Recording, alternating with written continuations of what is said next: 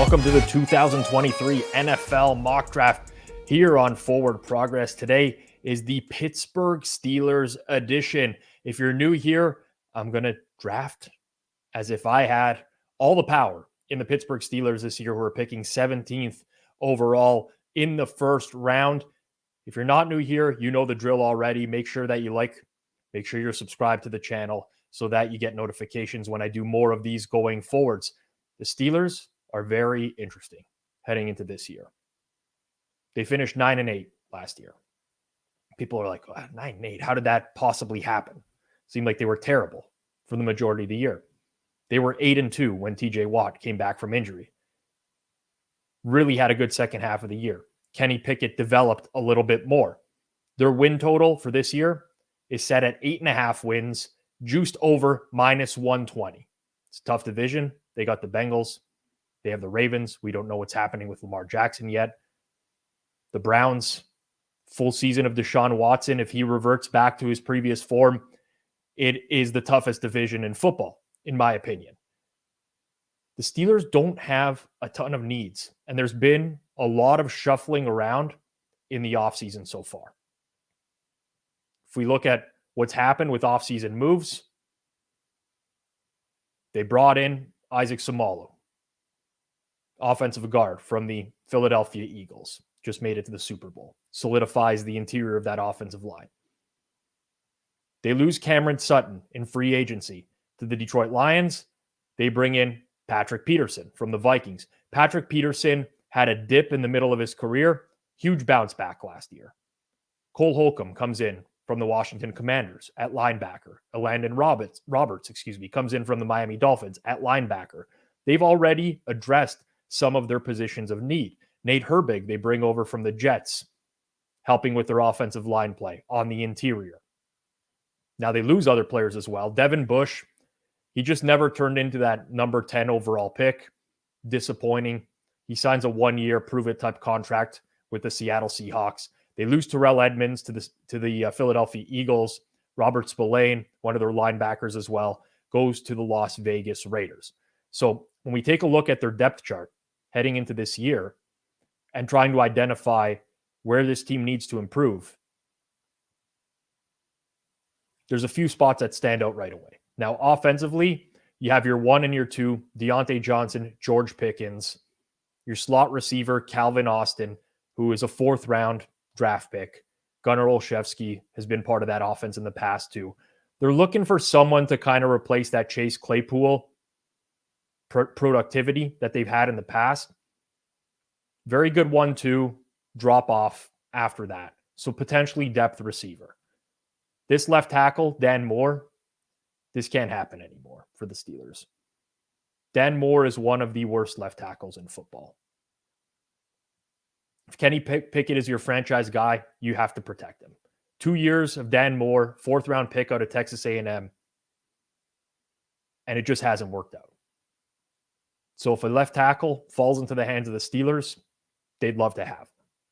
Isaac Seumalo, as I mentioned, comes in there. Mason Cole, James Daniels round out the offensive line in terms of the interior. Now, that's nothing that's like spectacular, but it's fine. It's fine. Like they can improve on that, but it's fine. Okorafor at right tackle, same deal. Fine. You basically have an offensive line that's okay, but no game-changing impact players, in my opinion, and especially a huge weakness at the tackle positions, both sides. Freiermuth, good tight end. Kenny Pickett, you're building around him at this point. Running back, I'm not a huge Najee Harris fan, but they drafted him highly. Jalen Warren adds some productivity for them as well. So definitely O-line, especially tackle, depth receiver. Defensively, TJ Watt, obviously the strength of that defense. If we look at the D-line, Cameron Hayward still performing at a very high level. Larry Ogunjobi, fantastic. Now the problem is the Steelers have surrendered high success rates, high EPA per play, yards per carry to opposing running games. They don't really have a run stopper on the interior. Do they need one? Not necessarily, but I think that they can improve at the nose tackle position, particularly. Montravius Adams, not doing it for them. Linebacking core, they can use more linebackers. They bring in Cole Holcomb, Landon Roberts. Those guys are going to be plugged into starting roles. Alex Highsmith is there. You obviously have TJ Watt rushing from the other side in a 3-4. But depth is lacking at the position as well with players that went out the door. Corner is a huge need right now. Patrick Peterson brought in. Ahkello Witherspoon coming off of a season that left a lot to be desired. Let's put it that way. Corner is a massive need for this team. DeMonte KZ comes into a starter's role for them across Minkah Fitzpatrick. That's good. They could probably use another player at safety. Maybe, maybe not. But right away, interior defensive line, cornerback position. Pretty quick and easy to identify the weaknesses for the Steelers heading into this year. I mean, we watched the Steelers play last year. We saw a lot of what's struggled with, even with Kenny Pickett in there. If you don't have time to throw the ball, quarterback's not going to succeed. We bring in Pro Football Focus, PFF.com. For those that are new here, again, I'm going to draft as if I am the Pittsburgh Steelers at 17th overall. Same simulation settings as previously. We'll start out slow, and then we will build up speed as time goes on. Let's get right to it. Before I start with the first pick as well, there's other teams that you'd like to see me do that are high up on your list. You're a fan of them. You're really interested in them. Put in the comments below. I'll get to those ones, prioritize them higher than everyone else. Slow start. Let's look at the first 8 or 9 picks. Carolina on the clock as of right now. Start the draft.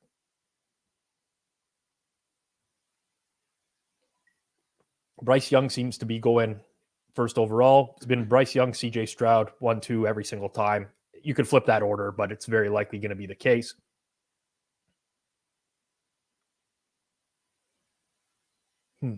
Quarterback's fallen in this draft relative to the previous ones. I might go slow all the way to pick 17 for the Steelers. I'm not trading up here. Not giving capital to move up.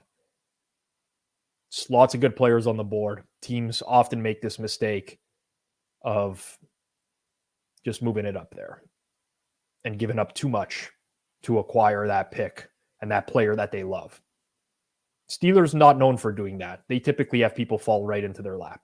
I'll adjust the speed to fast going forwards. Okay. So, Pro Football Focus identifies the needs of tackle, linebacker, defensive back. Pretty much on par with what I said. So DB encompasses cornerback and safety. I would add nose tackle maybe, or just depth on the D-line. Any offensive lineman really, and potentially a wide receiver. So again, I'm drafting for value here. And I don't like picking players that are above the average draft position where I'm picking at. So we're picking 17th. Don't really have interest in a lot of what's on the board right now. I think Joey Porter Jr. would be a very good fit for the Steelers. If we look at the analysis on him, shades of Carlton Davis, huge wingspan, great hands, bad recovery speed, not the end of the world with the safety play that they have there, especially Minkah Fitzpatrick behind him, but that would be a great pick. Now let's see what the trade offers are. The issue is that we could trade down to 30 with the Eagles. And a trade like that, something like that would, like, we could really load up in this draft. Plus potentially get, we can get a second and third round, first and second rounder this year, and another second next year. I don't hate that idea for the Steelers overall. So this is a really challenging decision between Porter and trading the pick. Because if we move down to 30, we got a lot of teams to bypass here. Most of what's going to be left on the board, as we've seen in the first two drafts that I've done, are edge rushers, which is fine, but not necessarily what the Steelers need. So I'm going to go ahead and I'm going to pick Joey Porter Jr. We still have a pick at number 32 as well. First pick of the second round from Chicago. So if we want to move down, we'll do it there. Joey Porter Jr. is a Steeler at number 17. So now the first pick of the second round. As anticipated, edge rusher at the top of the board, Will McDonald the fourth. Josh Downs, interesting option at receiver. Don't hate that. DeJuan Jones is the guy that stands out here, especially with the need for tackle for the Steelers. Anyone else lower? No. So it's basically between Jones and trading the pick. Man, Jones had some great PFF grading in college. Shades of Orlando Brown Jr. Probably not the best comp. I'm not so high on Orlando Brown Jr., and it's because his foot speed is lacking, just like Orlando Brown. I love this pro. One of the largest human beings to ever grace a football field. Interesting option. Now let's see what the trade options are. If we can move down just a few spots, that would be ideal, because it doesn't look like Houston's going to be looking for a tackle. Arizona, no. I mean, it's that Colts one. Colts and Rams are tricky. So the challenge is that we cannot. We'd have to move down to 44. If we go by offensive tackles, we don't really have a great offensive tackle on the board. So we're going to go ahead and draft DeJuan Jones. A little bit higher than I would have liked, but there's not a lot of things we can really do here at this point. So we go ahead, make that draft pick. Moving on down, next pick is number 49 for the Steelers. So we've gone tackle and corner, filled two of the biggest needs. I'm not necessarily a guy that's like, oh, you always have to fill your needs. If someone drops to you in a good spot, I think you go for them. Okay, now we have options again. And Udike Unzoma, Kansas State. Could go linebacker. It's a little bit higher with Henley than I wanted. Steve Avila, I know it's not listed as a position of need, but I don't mind this at all. I know they showed up the interior in free agency, but you can never have too many offensive linemen. Small hands for a guard. Okay. I mean, I do like the measurements, like sometimes, but you can overcome them. There's no clear-cut pick here, in my opinion. So this is a candidate for a trade. Next pick is 51 by Miami. They'd be moving up, so it's likely tight end or O-line. I mean, it could be anyone, really. Avila might be on their board, but I'd be willing to risk that to gain some draft capital. So let's see what we can do here. Start with this offer, which they didn't go for. And we got it. So we're moving down 2 spots right now. We move up around later and get an additional draft pick late in the draft. So we're on 51 now. And I mean, Henley is definitely an option here too.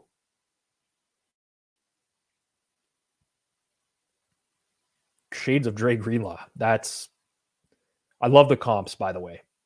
I don't watch a ton of college football myself, and honestly, some of these are stretches, but love that. Wide receiver, the fluidity of one still shows in coverage. Not going to help with the run D. That's sorely lacking. 60-year player or two. That's a little bit outside of my comfort zone, but I still think that he's the best player available and again fills a position of need. We're not going QB here, especially not with the average draft position of Tanner McKee. So Washington State's Henley comes over. And now we're picking again at number 80.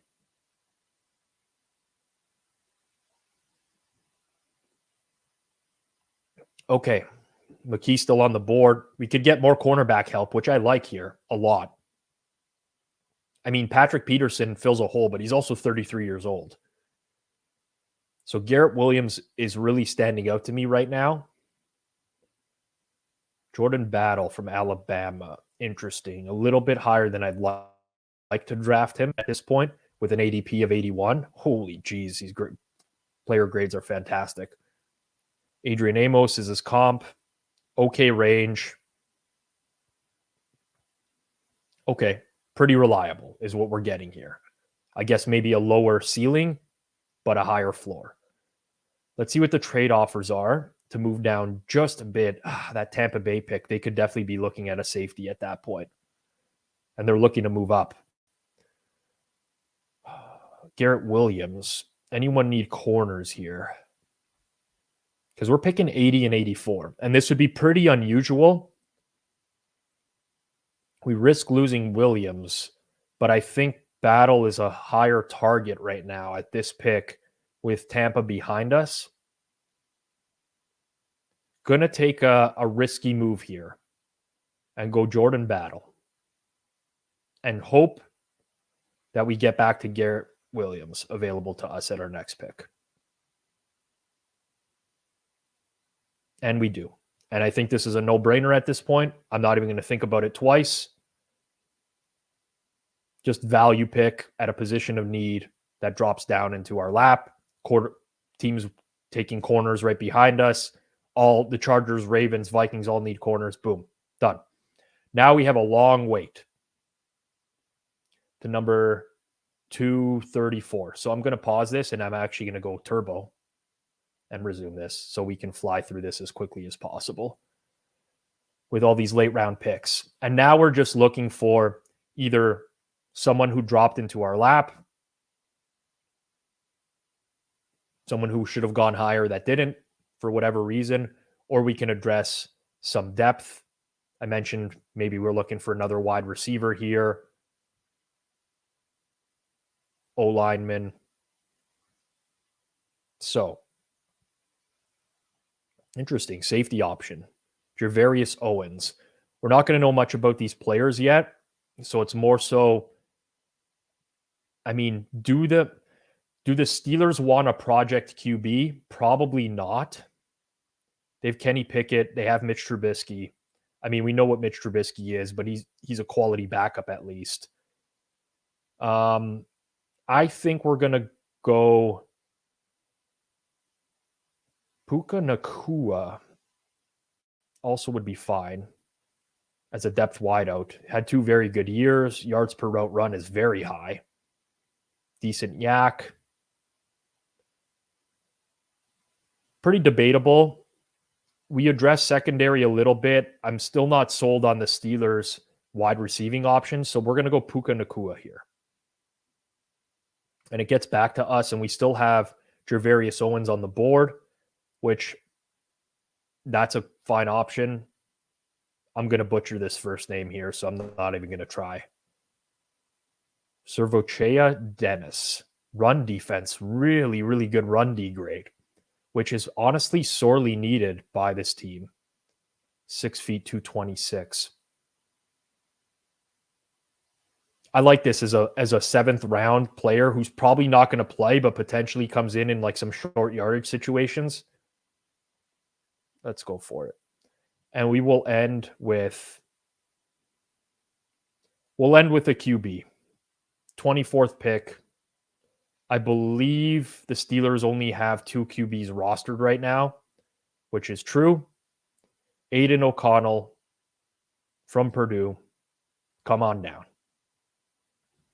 And let's see where Pro Football Focus grades our draft. So far, an A with the Cowboys, an A+ with the Saints. How do we do here? They love the Joey Porter pick. I mean, they like a lot of picks. It seems like I'm maybe not getting the best return on trades Although subjectively, and I don't have a trade board in front of me, moving down 2 spots when we weren't going to take a player there anyways, you get a round 3 pick for a round 4 swap, makes total sense to me. It was the Puka Nacua pick that brought us down the most, but PFF does not identify wide receiver as an area of weakness for the team. I think they could use a depth receiver. So our third straight grade of A or higher. I know it's a fantasy land, but it's my fantasy land. And I think I did a pretty good job with the Steelers there overall, addressing some of their areas of need. I think for next season, this team has a very wide range of what they can be. They could be bad. They could be great. But when TJ Watt's on the field, they have been very good over the last couple of seasons.